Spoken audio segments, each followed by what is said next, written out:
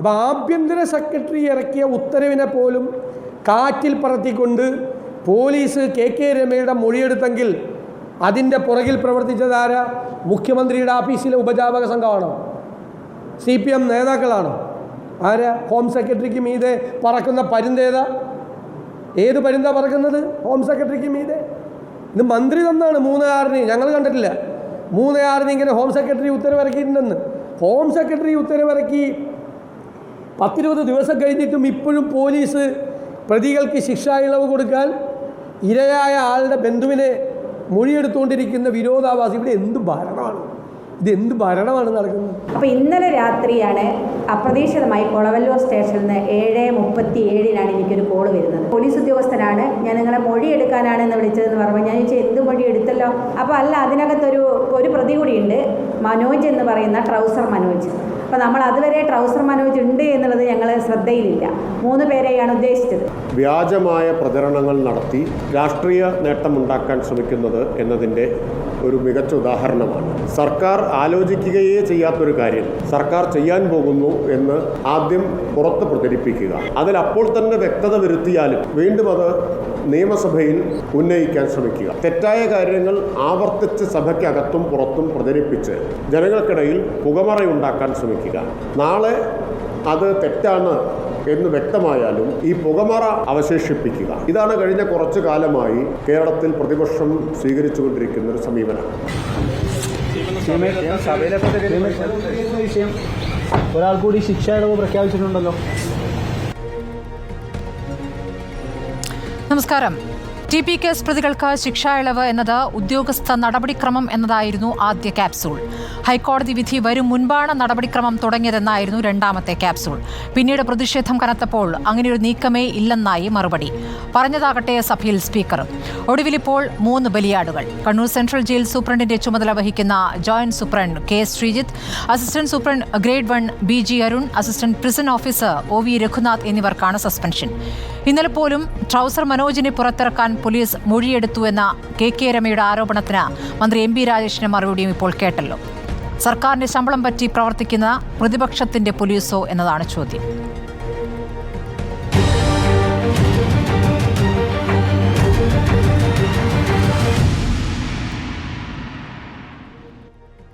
ചർച്ചയിൽ RMP MLA K Rama, സാമൂഹ്യ നിരീക്ഷകൻ ഡോക്ടർ MN കാരശ്ശേരി, കോൺഗ്രസിൽ നിന്നും KP നൌഷാദ് അലി, CPM നിന്ന് KT കുഞ്ഞിക്കണ്ണൻ എന്നിവരാണ്.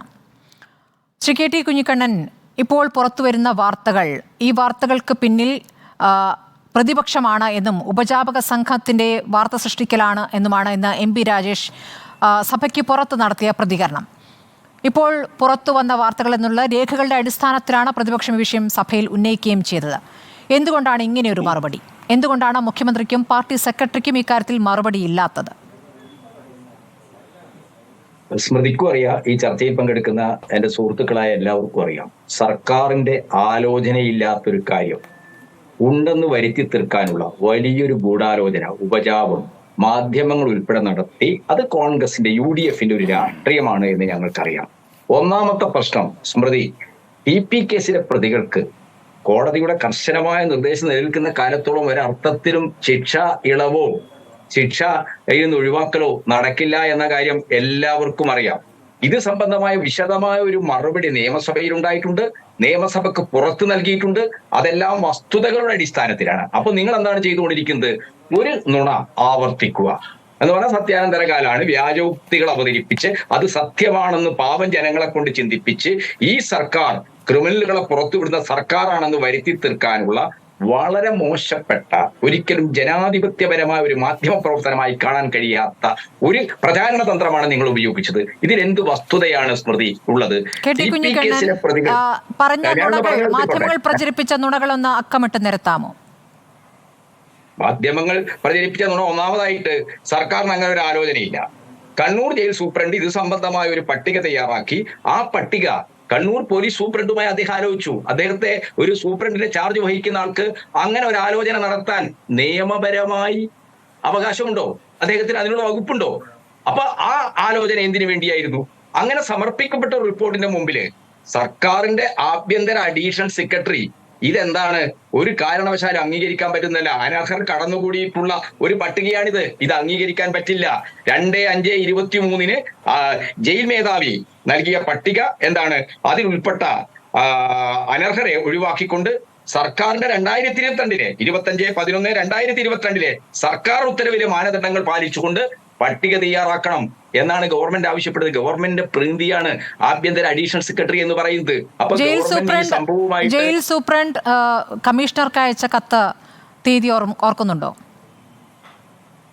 എന്താ? ജയിൽ സൂപ്രണ്ട് കമ്മീഷണർക്ക് കത്തയച്ചതിന്റെ തീയതി ഓർക്കുന്നുണ്ടോ? തീയതി ഓർക്കുന്നില്ല. ഞാൻ ഈ ചർച്ചയിൽ ആ തീയതി എടുത്തുകൊണ്ടല്ല വരുന്നത്. 13-ാം തീയതി. അതെ, ഞാനൊരു കാര്യം പറയട്ടെ. ജയിൽ മാനുവലും ഈ ശിക്ഷാ ഇളവ് ചെയ്യുന്നതുമായി ബന്ധപ്പെട്ട ഭരണഘടനയും നമ്മുടെ ക്രിമിനൽ പ്രൊസീജിയർ കോഡും ഒക്കെ നൽകുന്ന അവകാശമനുസരിച്ച് ഇങ്ങനെ ഒരു ലിസ്റ്റ് ഉണ്ടാക്കിയിട്ട് ആ ലിസ്റ്റ് എന്താണ്? ആ ലിസ്റ്റിന്റെ മുകളിൽ ഫൈനൽ ജുഡീഷ്യൽ റിവ്യൂ ഉള്ള ഒന്നാണ്. അതിന്റെ മുകളിൽ ഫൈനൽ തീരുമാനം എടുക്കേണ്ടത് ആരാണ്? ഫൈനൽ തീരുമാനം എടുക്കേണ്ടത് മന്ത്രിസഭയാണ്. അങ്ങനെയുള്ള ലിസ്റ്റിനെ കുറിച്ച് ഒരു SP-യോട് ജയിൽ സൂപ്രണ്ട് എന്തിനു വേണ്ടി ആരാഞ്ഞു? അങ്ങനെ ആരായാൻ പാടില്ല. അപ്പോ വളരെ ഗൂഢാലോചനാപരമായ ഒരു നീക്കം ഈ കാര്യത്തിൽ നടന്നിട്ടുണ്ട്. ശ്രീ കെ ടി കുഞ്ഞിക്കണ്ണൻ, ഇടപെടുന്നതിൽ ക്ഷമിക്കണം. ശ്രീ കെ ടി കുഞ്ഞിക്കണ്ണൻ, ഈ വാർത്ത ആദ്യം പുറത്തു വന്ന ഘട്ടത്തിൽ CPM സംസ്ഥാന കമ്മിറ്റി അംഗം K. അനിൽകുമാറാണ് പറഞ്ഞത് നിയമപരമായി ചട്ടങ്ങൾ പാലിച്ചുകൊണ്ടാണ് ഇങ്ങനെയൊരു പട്ടിക നൽകിയത് എന്നായിരുന്നു. പിന്നീടാണ് ഇങ്ങനെയൊരു പട്ടിക ഇല്ല എന്നും, അല്ല, ഹൈക്കോടതി ഉത്തരവിന് മുൻപ് ചെയ്തതാണ് എന്നൊരു വാദം രണ്ടാമത് വരുന്നു. മൂന്നാമതാണ് ഇങ്ങനെയൊരു പട്ടിക ഇല്ല എന്നും അത് അഭ്യൂഹം മാത്രമാണ്. ഇന്ന് അഭ്യൂഹം എന്ന വാക്ക് ഇന്ന് സ്പീക്കറാണ് സഭയിൽ ഉന്നയിച്ചത്. അങ്ങനെയൊന്നും ഇല്ല, അങ്ങനെയൊന്നും നൽകിയിട്ടില്ല എന്ന വാദം പറഞ്ഞല്ലോ. പക്ഷേ ഈ സൂപ്രണ്ട് അയച്ച കത്ത് പുറത്തുവിടുന്നു, ആ വാർത്ത മാധ്യമങ്ങൾ റിപ്പോർട്ട് ചെയ്യുമോ? അത് എങ്ങനെയാണ് പച്ച നുണയാകുന്നത്?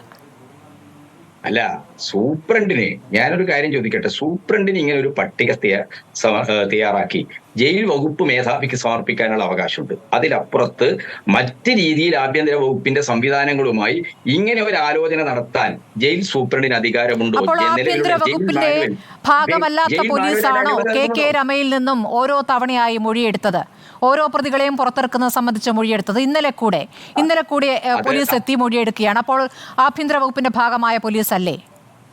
അത് സ്മൃതിക്ക് വളരെ കൃത്യമാണല്ലോ. MP രാജേഷ് വളരെ കൃത്യമായി പറഞ്ഞല്ലോ. ആഭ്യന്തര വകുപ്പിലെ സർക്കാരിന്റെ ശമ്പളം പറ്റിയ ചില ഉദ്യോഗസ്ഥന്മാർ ഇത്തരം ഗൂഢാലോചനകളിൽ പങ്കാളികളാവുന്ന വ്യാജ വാർത്തകളുടെ സൃഷ്ടിക്ക് ആവശ്യമായിട്ടുള്ള ഇവന്റുകൾ ഉണ്ടാക്കി കൊടുക്കുന്നു. അതാണ് ഇപ്പൊ കേരളത്തിൽ നടന്നുകൊണ്ടിരിക്കുന്നത്. ഈ പോലീസ് സിസ്റ്റത്തിനകത്ത് എനിക്കും നിങ്ങൾക്കും ഒക്കെ അറിയാം നന്നായിട്ട് നല്ല രീതിയിൽ എന്താണ് വലതുപക്ഷ രാഷ്ട്രീയമുണ്ട്. അപ്പോൾ വലതുപക്ഷത്തിന്റെ ഒരു സത്യാനന്തര കാല വ്യാജ നിർമ്മിതികളുടെ ശരി.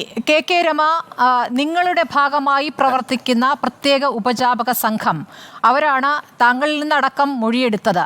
ഈ പ്രതികളെയൊന്നും ഈ സർക്കാർ പുറത്തിറക്കാൻ ഉദ്ദേശിച്ചിട്ടേയില്ല.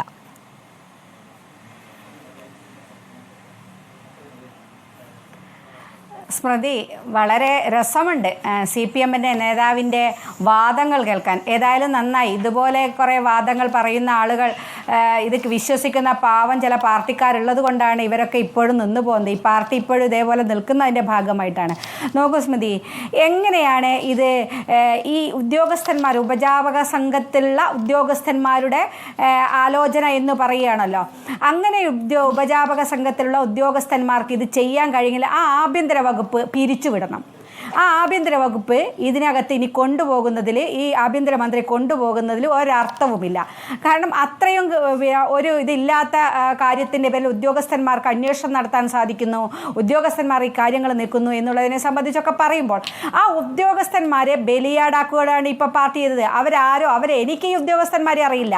ആദ്യമായി കേട്ടപ്പോൾ ഞാൻ സത്യത്തിൽ ഇന്നലെ വീണ്ടും വിളി വന്നപ്പോൾ അത്ഭുതപ്പെടുകയാണ്. നമ്മൾ അറിയുന്നില്ല നാലാമതൊരാൾ കൂടി ഇതിനകത്തുണ്ട് എന്നുള്ള വിവരം. കാരണം ട്രൗസർ മനോജ് എന്ന് മാത്രം പറഞ്ഞുകൊണ്ടാണ് ഈ ലിസ്റ്റിൽ പേരുള്ളത്. അപ്പോൾ അത് ഈ ട്രൗസർ മനോജ് ആണെന്ന് പോലും നമ്മൾ അറിയില്ല. ഉദ്യോഗസ്ഥന്മാർക്ക് കൊടുത്ത നിർദ്ദേശം എന്താ? 3/6/2024 സർക്കാരിൻ്റെ കത്തും 25/11/2022 സർക്കാരിൻ്റെ ഓർഡർ പ്രകാരമുള്ളൊരു കത്താണ്. അപ്പോൾ ആ കത്തിൽ എന്താ പറഞ്ഞത് എന്ന് നമുക്കറിയില്ല. ആ കത്തിൻ്റെ ഉള്ളടക്കം തത്വത്തിൽ ഇവർ പുറത്തുവിടണം. ആ കത്ത് പുറത്തുവിടാൻ തയ്യാറണം. ഈ കത്തിൻ്റെ അടിസ്ഥാനത്തിലാണ് ഉദ്യോഗസ്ഥന്മാർ മൊഴിയെടുക്കുന്നത്.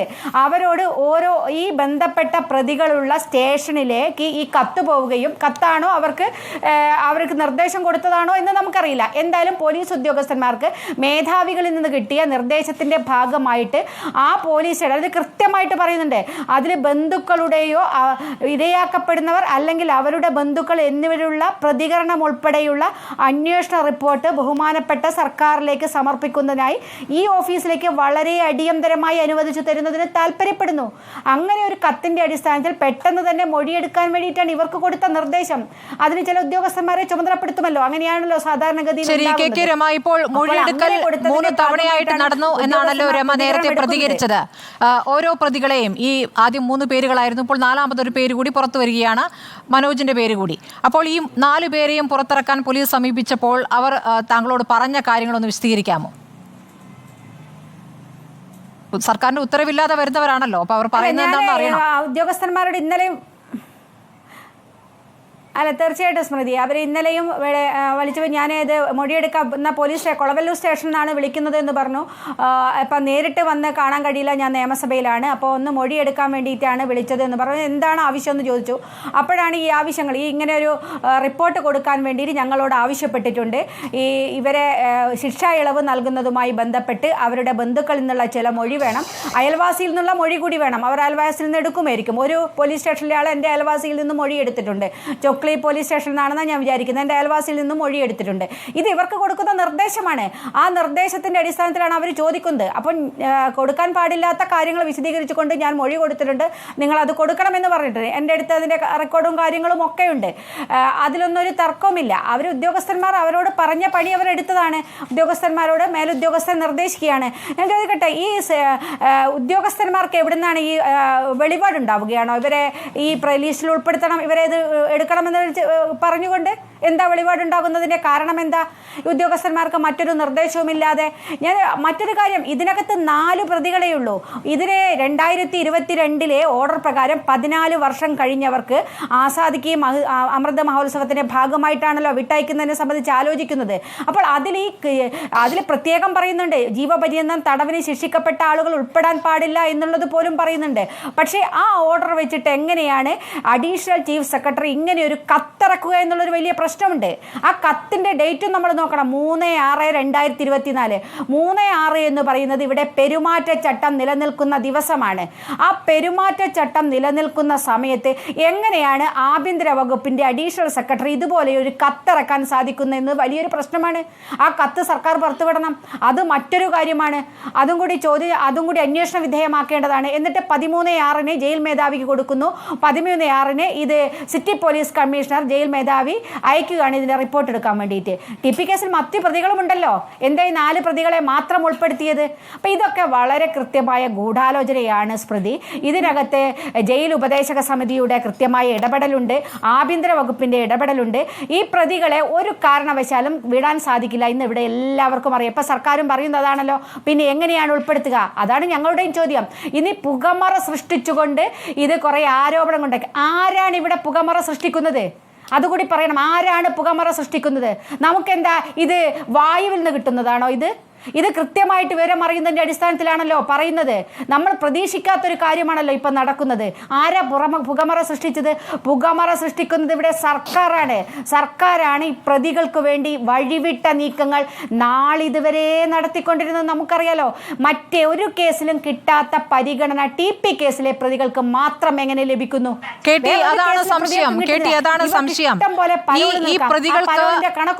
പ്രതികൾക്ക് എത്ര ദിവസം പരോൾ ലഭിച്ചു എന്നതിന്റെ കണക്കുമുണ്ടല്ലോ. യഥാർത്ഥത്തിൽ 60 ദിവസം മാത്രമാണ് 1 വർഷം പരോളിന് അവകാശമുള്ളത്. പക്ഷേ യഥാർത്ഥത്തിൽ TP കേസ് പ്രതികൾക്ക് എത്രത്തോളം പരോൾ ലഭിച്ചു? 1 വർഷം 237, അടുത്ത വർഷം 160 ദിവസം, അടുത്ത വർഷം 212 ദിവസം. ഇങ്ങനെ പല തവണയായി ദിവസങ്ങളോ പകുതി സമയവും ഇവർ പുറത്തു നടത്തിയ പ്രശ്നങ്ങൾ, അകത്തുണ്ടാക്കിയ പ്രശ്നങ്ങൾ, അവർക്ക് അവിടെ മൊബൈൽ ലഭിക്കുന്നത്, മദ്യം ലഭിക്കുന്നത്, അവർക്ക് വിശേഷപ്പെട്ട ഭക്ഷണം ലഭിക്കുന്നത്, അവിടെ നിന്ന് കൊട്ടേഷൻ സംഘങ്ങൾക്ക് നിർദ്ദേശം നൽകുന്നത്, ഇതൊക്കെ വാർത്തയായതല്ലേ? അപ്പോൾ എങ്ങനെയാണ് ഇത് പ്രതിപക്ഷത്തിൻ്റെ പ്രവർത്തനമാവുക?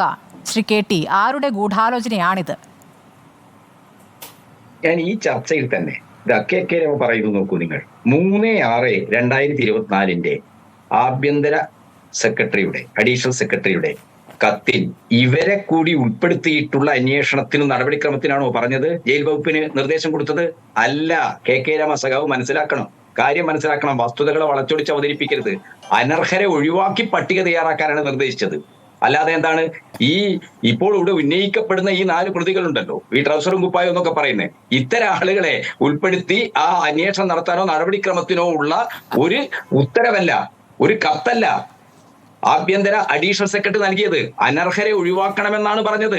2022 ഉത്തരവ്, സർക്കാരിന്റെ ഇക്കാര്യത്തിലുള്ള ഉത്തരവനുസരിച്ച്, അതിന്റെ മാനദണ്ഡങ്ങൾ അനുസരിച്ച് പട്ടിക തയ്യാറാക്കണമെന്നാണ് പറഞ്ഞത്. ഈ ചർച്ചയിൽ പോലും എങ്ങനെയാണ് കാര്യങ്ങളെ ട്വിസ്റ്റ് ചെയ്യുന്നത്, വളച്ചൊടിക്കുന്നത്, അത് നമ്മൾ മനസ്സിലാക്കണം. ഒരു കാരണവശാലും പാർട്ടിയുടെ ആരായിരുന്നു? പാർട്ടിക്കെതിരായിട്ട് ബന്ധമില്ല എന്നുള്ള കാര്യം അത് നമ്മളിങ്ങനെ ആവർത്തിച്ച് സംസാരിക്കേണ്ട പ്രശ്നമല്ല. ഈ കൊലപാതകം പാർട്ടിയുടെ ആരുമില്ലല്ലോ. പാർട്ടിയുടെ ആര്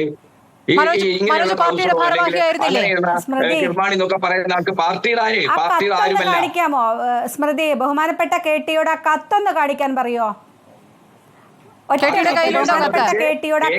കാണിക്കാൻ പറയോ? ഇവരെ ഒഴിവാക്കിക്കൊണ്ടുണ്ടാവണം എന്നുള്ള മുഖ്യമന്ത്രി പറഞ്ഞിട്ടുണ്ട്. കെ രമ കൂടിയിരിക്കുന്ന വി.ഡി. സതീശന്റെ സബ്മിഷന് മറുപടിയായിട്ട് കേരളത്തിന്റെ മുഖ്യമന്ത്രി പറഞ്ഞിട്ടുണ്ട്.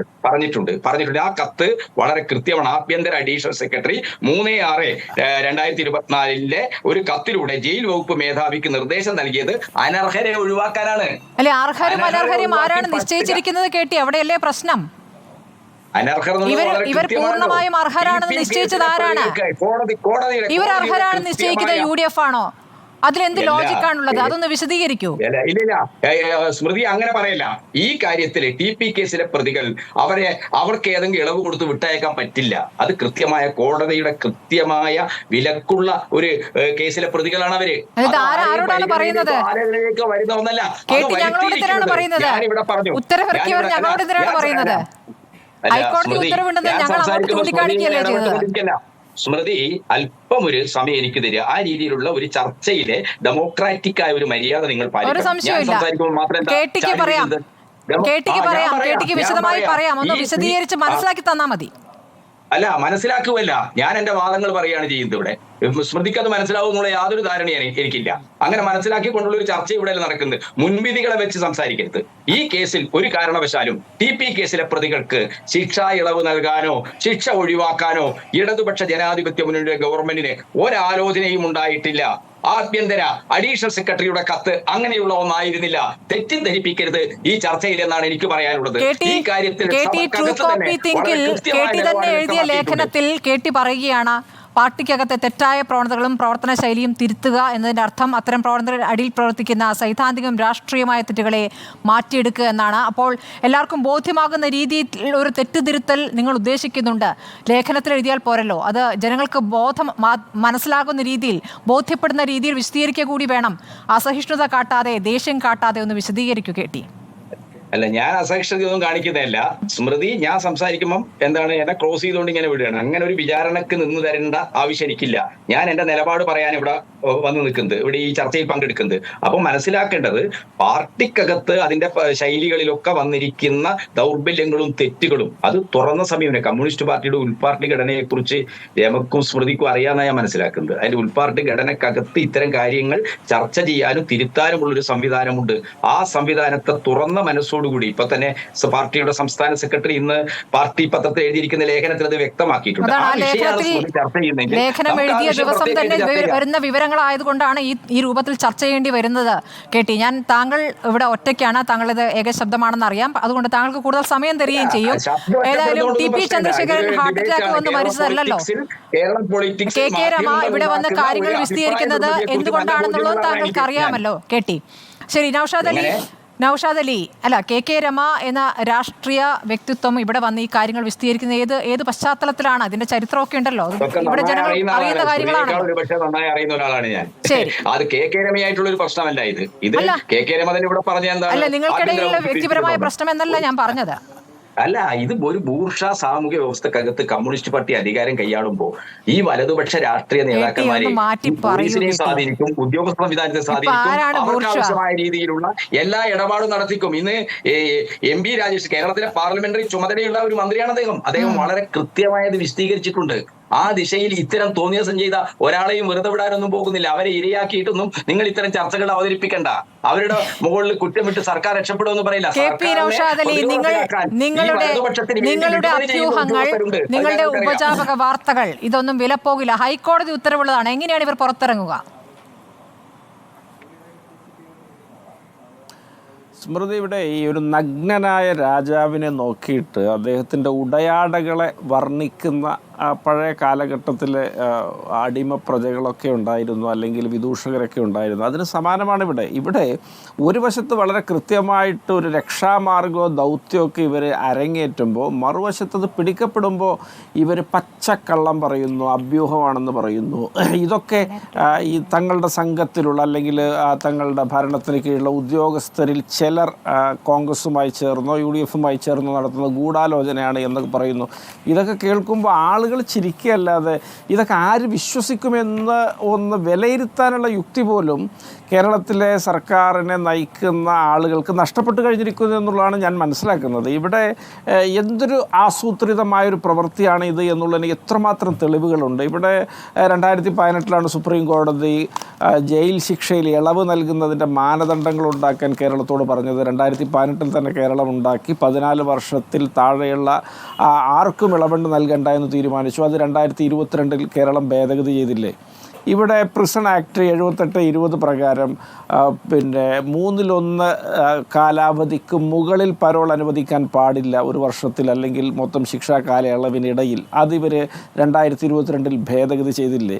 അപ്പോൾ ഇത്തരത്തിലുള്ള ഭേദഗതികൾ ഒരു വശത്തുകൂടി അവർ ആസൂത്രിതമായി നടപ്പാക്കുന്നു, മറുവശത്ത് അവർ വളരെ കൃത്യമായിട്ടുള്ള അതിൻ്റെ കരുക്കൾ നീക്കുന്നു. ഇവിടെ 3 പോലീസ് സ്റ്റേഷനിലെ പോലീസുകാർ പാനൂർ, ചൊക്ലി, കൊളവയിലൊക്കെ വന്നിട്ട് ശ്രീമതി KK രമയുടെ അടുത്ത് മൊഴിയൊക്കെ എടുക്കുകയും അവരാ നടപടിക്രമങ്ങളൊക്കെ ആയിട്ട് ഒരവശത്ത് മുന്നോട്ട് പോകുമ്പോഴാണ് ഞങ്ങൾ ഇതൊന്നും ചെയ്യുന്നില്ല, അഭ്യൂഹങ്ങളാണ് എന്ന് പറയുന്നത്. എത്രമാത്രം ലജ്ജാകരമാണ് ഇവർ ജനങ്ങളെ തെറ്റിദ്ധരിപ്പിക്കാൻ ശ്രമിക്കുന്നത് എന്നോർത്ത് നമ്മൾ ഞെട്ടിപ്പോവുകയാണ്. അല്ല, ഇനി വേണ്ട, കോൺഗ്രസിൻ്റെ ചില ഗൂഢാലോചനയിൽ ചില ഉദ്യോഗസ്ഥർ ഭാഗഭാക്കായതാന്ന് കൂട്ടിക്കോ. അങ്ങനെ ഭാഗഭാക്കായാൽ ആ ഉദ്യോഗസ്ഥർ ജയിലിൽ ഒതുങ്ങുന്നില്ലല്ലോ. ഈ പോലീസ് സ്റ്റേഷനുമായിട്ട് ബന്ധപ്പെട്ട ഈ 3 സ്റ്റേഷനുമായിട്ട് ബന്ധപ്പെട്ട SHOമാരും അവിടുത്തെ ഉദ്യോഗസ്ഥരൊക്കെ ഇത് ചെയ്യുന്നില്ല. ഇത്രക്ക് ആസൂത്രിതമായിട്ട് ഇവർ ഭരിക്കുമ്പോഴും മറ്റൊരു ശക്തിക്ക് ഇതൊക്കെ ചെയ്യാൻ പറ്റുമെങ്കിൽ ഇവരെന്തിനാ ഇതൊക്കെ ഈ ഭരണമൊക്കെ ഏറ്റെടുത്ത് ഞങ്ങൾ മികച്ച ഭരണകർത്താക്കളാണ് എന്നൊക്കെ പറഞ്ഞ് അവകാശപ്പെട്ട് നടക്കുന്നത്? അപ്പോൾ ഇതൊക്കെ പൊളിയുന്ന ചീട്ടുകൊട്ടാരം പോലെ തകർന്നടിയുന്ന നുണകളാണ്. ഞാനിതിൽ മനസ്സിലാക്കുന്ന ഇതിൻ്റെ ഒരു യുക്തി എന്താണെന്ന് വെച്ചാൽ CPM വലിയൊരു അങ്കലാപ്പിൽപ്പെട്ടിരിക്കുകയാണ്. കാരണം ഈ കൊല്ലിനും കൊലയ്ക്കും കൊള്ളിവെപ്പിനും ഒക്കെ കൊട്ടേഷൻ സംഘങ്ങളെയും കൊടും ക്രിമിനലുകളെയും ഒക്കെ ആശ്രയിച്ച് അങ്ങനെ അവർ പിടിക്കപ്പെട്ട് ജയിലിലാവുമ്പോൾ തങ്ങളുമായി നടത്തിയ ഈ വ്യവഹാരങ്ങളും ഇടപെടലുകളൊക്കെ വെച്ച് അവർ വിലപേശുമ്പോൾ CPMൻ്റെ ഉന്നത തലങ്ങളിലിരിക്കുന്ന ആളുകളെ സംബന്ധിച്ചിടത്തോളം അവർ ഞെട്ടിവിറക്കും. വലിയ ഭീഷണി ഉയർത്തുന്ന കാര്യങ്ങളാണ്. ഇനി ഞങ്ങൾക്ക് ജയിലിൽ കിടക്കാൻ സൗകര്യമില്ല, ഞങ്ങളെ പുറത്ത് വിടുന്നോ, ഞങ്ങൾക്ക് സൗകര്യങ്ങൾ ഏർപ്പെടുത്തുന്നോ, അല്ലെ എല്ലാം വിളിച്ചു പറയണോ എന്ന മട്ടിലുള്ള ഭീഷണികളാണ് ഉയരുന്നത്. ഇന്ന് തന്നെ മറ്റൊരു തലത്തിൽ വലിയൊരു വാഗ്വാദങ്ങൾ നമ്മൾ കണ്ടു. ഇവിടെ മനു തോമസ്, P ജയരാജൻ, അദ്ദേഹത്തിൻ്റെ മകൻ ജിതിൻ ജയരാജ്, ആകാശ് തില്ലങ്കേരി, കൊലവിളികൾ നടത്തുന്നത് നമ്മൾ കണ്ടു. അപ്പോൾ ഇതൊക്കെ CPMൻ്റെ പൂർവ്വകാല ദുഷ്ചെയ്തികളുടെ പിൽക്കാലത്തെ പ്രത്യാഘാതങ്ങളോ പ്രതിഫലനങ്ങളോ ആണ്. ഇവരൊക്കെ ഈ പാപത്തിൻ്റെ ശമ്പളം എന്താണെന്ന് വെച്ചാൽ അത് വാങ്ങാൻ ഇവർ നിർബന്ധിതരാണ്. അപ്പോൾ ഇവർ ഇത്തരത്തിലുള്ള വലിയ തോതിലുള്ള വീഴ്ചകളെ അടുത്ത വീഴ്ചകൾ കൊണ്ട് മറക്കാൻ ശ്രമിക്കുമ്പോൾ മറ്റൊരു വലിയ വീഴ്ചയായി മാറും. അതിനെ വീണ്ടും ഇവർ ഇരുട്ട് കൊണ്ട് ഓട്ടയടക്കാൻ നോക്കുമ്പോൾ വീണ്ടും വലിയ ഗർത്തമായിട്ട് അത് അനാവൃതമാവും. ഇവർ സ്വയം ഇങ്ങനെ താങ്കളിലേക്ക് വരാം. KK രമ 5 മിനിറ്റ് കൂടിയേ ഉള്ളൂ, അതുകൊണ്ട് ഞാൻ ഒന്ന് അവരിലേക്ക് പോവുകയാണ്. രമ, ഇപ്പോൾ നേരത്തെ ഗവർണറെ കാണും, പരാതി നൽകുമെന്ന് പറഞ്ഞിരുന്നു. ഇപ്പോൾ ഈ TP കേസിലെ പ്രതികളെ ഏതായാലും പുറത്തിറക്കുന്ന നടപടിയിലേക്ക് കടക്കാൻ പറ്റാത്ത ഒരു സാഹചര്യം സർക്കാരിനുണ്ട്. ഇപ്പോൾ വാർത്തകൾ മുഴുവൻ പുറത്തു വന്നു. ഈ വിവരങ്ങൾ മുഴുവൻ പുറത്തു വന്ന പശ്ചാത്തലത്തിൽ ഇനി അത് സാധ്യമല്ല. ഇപ്പോൾ ജയിൽ അധികൃതർക്കെതിരെ നടപടിയെടുക്കുന്നതിലേക്ക് പോവുകയും ചെയ്തിരിക്കുന്നു. അപ്പോൾ എന്താണ് ഇനി KK രമയുടെ അടുത്ത സ്റ്റെപ്പ്? എന്താണ്? നിയമപരമായി നേരിടുമെന്ന് പറഞ്ഞിരുന്നു. ഇപ്പോൾ അതിൻ്റെ ഒരു ആവശ്യമുണ്ടോ? അപ്പോഴും സർക്കാർ ഇങ്ങനെ ഒരു ഉത്തരവ് പുറത്തിറക്കി എന്നുള്ള കാര്യം കോടതിയുടെ മുന്നിലേക്ക് കൊണ്ടുവരുന്നുണ്ടോ?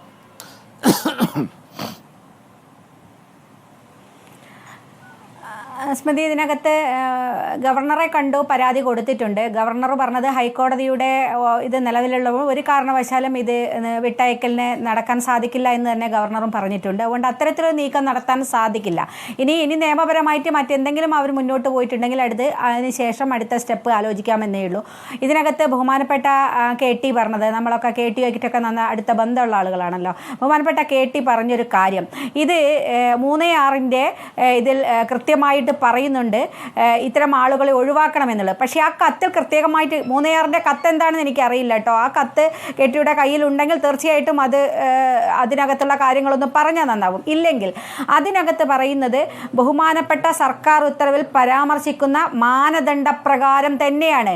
അപ്പം 3/6 സർക്കാരിൻ്റെ കത്തിൽ പറയുന്ന മാനദണ്ഡപ്രകാരമാണ് ഈ കത്ത് ജയിൽ സൂപ്രണ്ട് തയ്യാറാക്കിയത്. നിങ്ങളീ പുകമറ സൃഷ്ടിച്ച ആരുടെ മുന്നിലാണ് പുകമറ സൃഷ്ടിക്കുന്നത്? എത്ര കാലം CPMന് ഇങ്ങനെ പോകാൻ പറ്റും? തെറ്റുതിരുത്തും എന്ന് പറയുന്നു നിങ്ങൾ. ഏത് തെറ്റാണ് സഖാവെ നിങ്ങൾ തിരുത്തിക്കൊണ്ടിരിക്കുന്നത്? തെറ്റിൽ നിന്നും തെറ്റിലേക്ക് പോവുകയും, തെറ്റുതിരുത്തൽ പ്രമേയങ്ങളൊക്കെ നേരത്തെ ഉണ്ടായിരുന്നല്ലോ പാർട്ടി കോൺഗ്രസിലൊക്കെ, പക്ഷേ വീണ്ടും തെറ്റിലേക്ക് പോവുകയാണ്. ഏത് തെറ്റാണ് നിങ്ങൾ തിരുത്തുന്നത്? ഇത് ഞങ്ങളാണോ കൊണ്ടുവന്നത്? ഇത് ഞങ്ങൾക്ക് മാധ്യമങ്ങളുടെ മുന്നിൽ ചർച്ച ചെയ്ത് കൊണ്ടുപോകാൻ വേണ്ടി ഇത് കൊണ്ടുവന്ന ആരാണിത്? ഞങ്ങളിത് അറിയുന്നതാണ്. പിന്നെ എന്തിനാണ് നിങ്ങൾ ഈ പുകമറ സൃഷ്ടിക്കുക എന്ന് പറയുന്നത്, തെറ്റിദ്ധരിപ്പിച്ച് കൊണ്ടുപോകാൻ ശ്രമിക്കുന്നത്? ഇതൊക്കെ ആളുകൾ മനസ്സിലാക്കുന്നുണ്ട്. ഈ നീക്കങ്ങളും നിങ്ങളുടെ ഈ ധാർഷ്ട്യങ്ങളും നിങ്ങളുടെ ഈ പെരുമാറ്റങ്ങളും ഒക്കെ തീർച്ചയായിട്ടും തിരുത്തിയാൽ നല്ലത്, തിരുത്താൻ ശ്രമിക്കുന്നുണ്ട്, തിരുത്തിയാൽ നല്ലത് എന്നത് മാത്രമേ എനിക്കുള്ളൂ. ഏതായാലും ഈ നീക്കം ഇനി എന്താണെങ്കിലും അവസാനം ഞാൻ നേരത്തെ ഈ കേസിലെ പ്രതികളെ പുറത്തുവിടുന്നതുമായി ബന്ധപ്പെട്ടുള്ള ഒരു നീക്കവും നടത്താൻ സാധിക്കില്ല. അതിന് നിയമത്തിൻ്റെ ഏതറ്റം വരെ പോകണമെങ്കിലും അത് പോയിട്ട് അതിനെ ചെറുക്കും. ഇപ്പോൾ അടുത്തത് ഞങ്ങൾ സുപ്രീം കോടതിയിലേക്ക് പോവുകയാണ്. വിട്ടയക്കപ്പെട്ട കുറേ ആളുകളുണ്ടല്ലോ, P. മോഹൻ ഉൾപ്പെടെയുള്ള ആളുകൾ ഇതിനകത്ത് വരേണ്ട ആളുകളാണ്. ചില സാങ്കേതികമായ ചില നിയമത്തിൻ്റെ ചില പഴുതിലൂടെ രക്ഷപ്പെട്ടു പോയ ആളുകളാണ്. അതിന് സുപ്രീം കോടതിയിലേക്ക് പോകും. അതുപോലെ തന്നെ ഇതിൻ്റെ CBI അന്വേഷണവുമായി ബന്ധപ്പെട്ടുള്ള നീക്കങ്ങളും നടക്കുന്നുണ്ട്. എല്ലാ അർത്ഥത്തിലും ഈ കേസിൻ്റെ എല്ലാ നിയമ നടപടികളുമായിട്ട് മുന്നോട്ട് പോകാൻ തന്നെയാണ് സ്മൃതി തീരുമാനിച്ചിരിക്കുന്നത്. KK രമ ഘട്ടത്തിൽ പ്രതികരിച്ചതിന് ഡോക്ടർ MN കാരശ്ശേരി, ഇന്ന് ദേശാഭിമാനിയിൽ പാർട്ടി സെക്രട്ടറിയുടേതായി വന്നിരിക്കുന്ന ലേഖനം വിശ്വാസമാർജിച്ച് മുന്നോട്ട് എന്ന തലക്കെട്ടിൽ അല്പം വൈകിയാണെങ്കിലും വെള്ളാപ്പള്ളി നടേശന് അതിശക്തമായ മറുപടി നൽകിയിട്ടുണ്ട്. പക്ഷേ അതിനിടയ്ക്ക് പറയുന്ന കാര്യം, പാർട്ടിയും സർക്കാരും തിരുത്തേണ്ടത് എന്തൊക്കെ എന്ന കാര്യങ്ങളുണ്ടോ അതൊക്കെ തിരുത്തുക തന്നെ ചെയ്യും, എന്തെല്ലാം മാറേണ്ടതുണ്ടോ അതെല്ലാം മാറുകയും ചെയ്യും, ജനാധിപത്യത്തിൽ ജനങ്ങളാണ് പരമാധികാരികൾ, അതുകൊണ്ട് അവർ നൽകിയ മുന്നറിയിപ്പ് CPMന് അവഗണിക്കാനാവില്ല എന്നാണ് പറയുന്നത്. അപ്പോൾ അതിലൊരു മനസ്സിലാക്കലുണ്ട് ഈ ലേഖനത്തിൽ, പക്ഷേ പ്രവൃത്തിയിൽ കാണാനില്ല.